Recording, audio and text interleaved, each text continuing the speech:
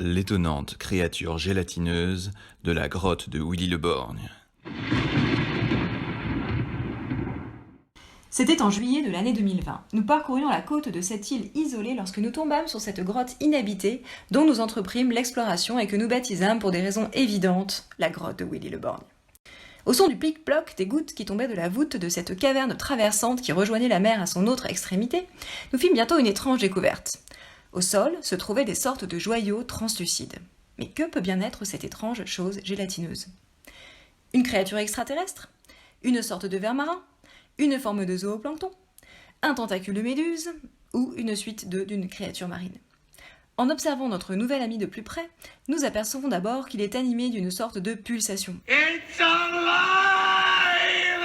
Mais est-il bien prudent de s'approcher de cette créature inconnue dont la forme paraît conçue pour s'introduire de force dans le tube digestif d'un hôte ?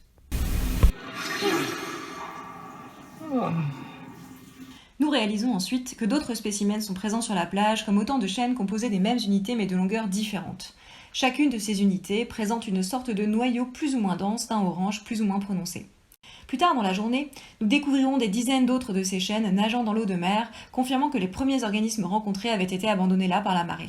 Vous l'aurez compris, l'étonnante créature gélatineuse de la grotte de Willy-le-Borgne n'est donc ni une créature extraterrestre, ni une sorte de ver marin, ni un tentacule de méduse, ni une suite d'une créature marine.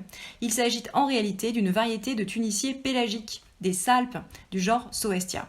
Cette forme de zooplancton connaît un mode de reproduction asexuée dans laquelle chaque individu donne naissance par blastogénèse à plusieurs individus clonés, formant ainsi la chaîne que nous avons observée.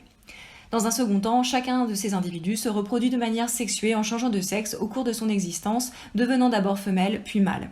Le noyau coloré qu'on distingue dans le corps gélatineux rassemble à la fois l'appareil digestif et le cœur de l'animal. Les salpes semblent également posséder une forme primitive de système nerveux, de sorte qu'elles pourraient constituer un des ancêtres possibles des vertébrés.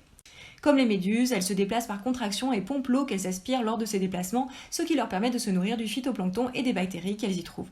L'eau qu'elles rejettent, du coup, est filtrée et épurée. C'est cette pulsation qui avait attiré notre œil au tout départ.